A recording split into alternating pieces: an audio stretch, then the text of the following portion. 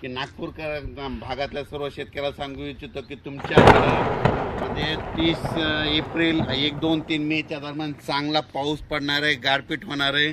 म्हणून तुम्ही तुमच्या पिकाची काळजी घ्या, कारण की 30 एप्रिल 1, 2 मे 1, 2, 3च्या दरम्यान तुमच्या नागपूर भागामध्ये, पूर्व विदर्भामध्ये चांगला गारपिटीसह वादळीसह पाऊस पडणार आहे.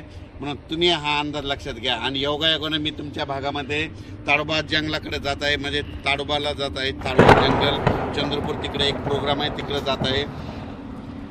आणि या ठिकाणी महाराष्ट्राच्या सर्व शेतकऱ्याला अंदाज देत आहे.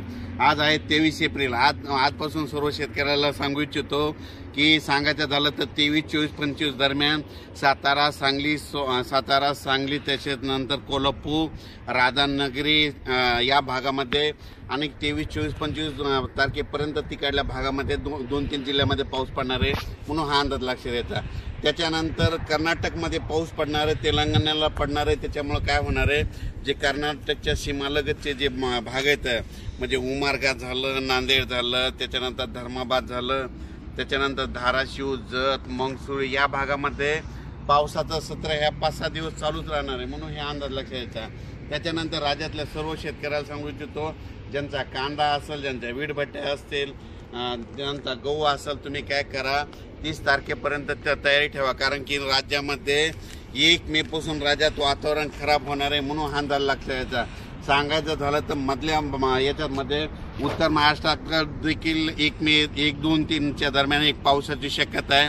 म्हणून उत्तर महाराष्ट्रातल्या शेतकऱ्यांना अंदाज लक्षात द्यायचा. त्याच्यानंतर पश्चिम महाराष्ट्रातल्या शेतकऱ्यांनी 1, 2, 3च्या दरम्यान पावसाची शक्यता असल्यामुळे त्यांनी हे देखील आताच पूर्वकल्पना म्हणून अंदाज लक्षात द्यायचा.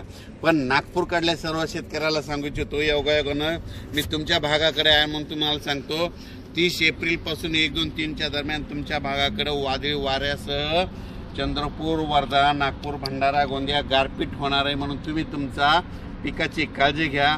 अचानक वातावरणात बदल झाला तर लगेच उद्या मेसेज दिला जाईल. धन्यवाद.